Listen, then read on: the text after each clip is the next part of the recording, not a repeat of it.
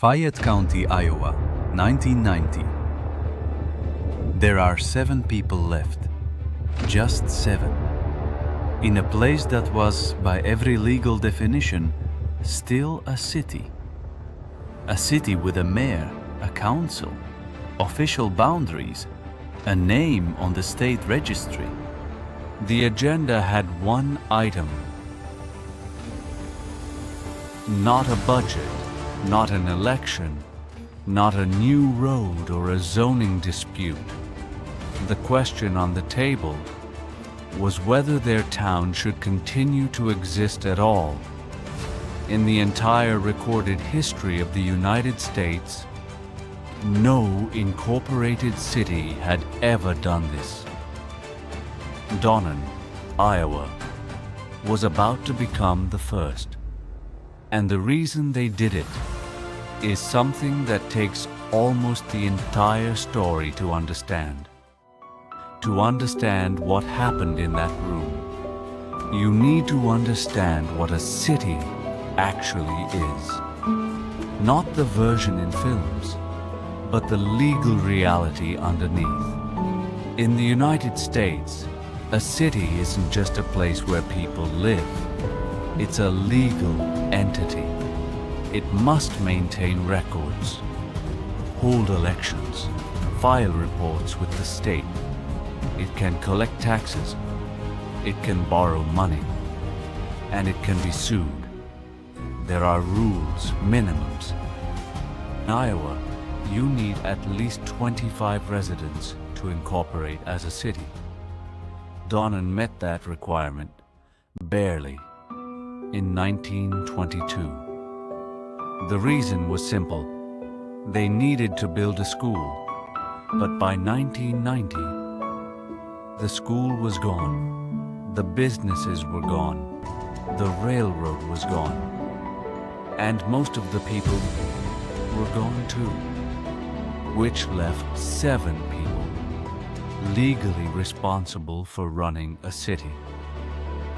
Donnan didn't begin as a failure. It began like many small American towns did, with a railroad. In the late 1800s, the tracks came through this part of Iowa, and with them came opportunity. A depot was built, grain elevators followed, farmers settled nearby. By the early 20th century, Donnan was alive. Homes, stores, a school filled with children. It wasn't a large town, but it worked. People knew each other. Life moved slowly, but steadily. For a while, that was enough. But towns like Donnan depend on fragile systems.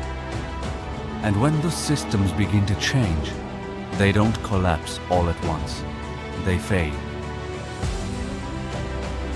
The railroad slowed, then stopped. Businesses closed. One by one, young people left for bigger cities, for better opportunities. And they didn't come back. What remained was not a town growing smaller. It was a town disappearing. By the 1980s, Donnan was no longer a functioning community. It was a memory,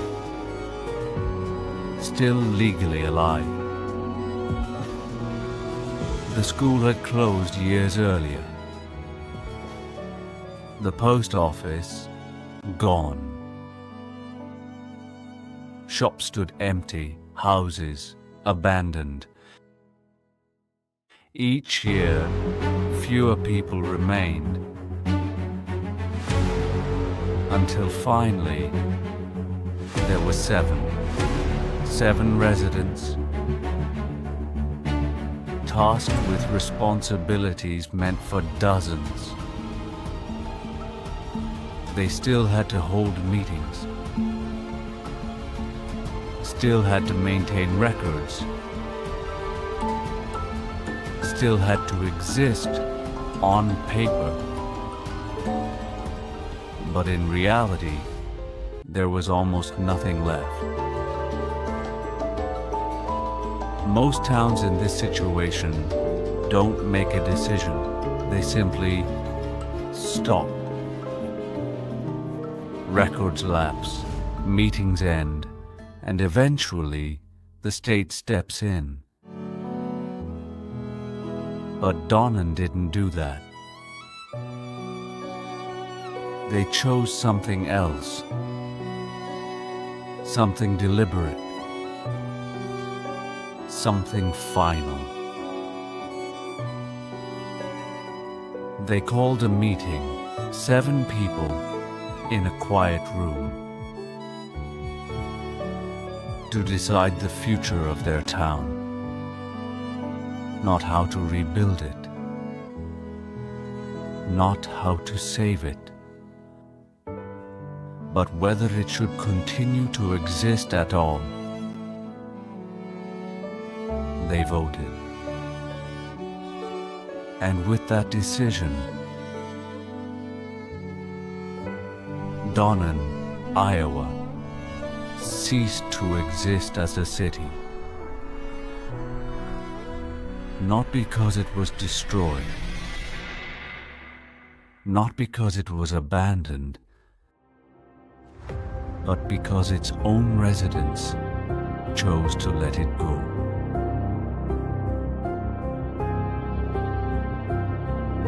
Today, there is no city of Donnan, only land,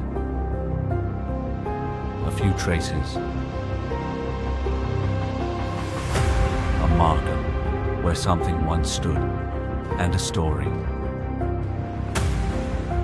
about 7 people who made a decision that no other town in America ever had.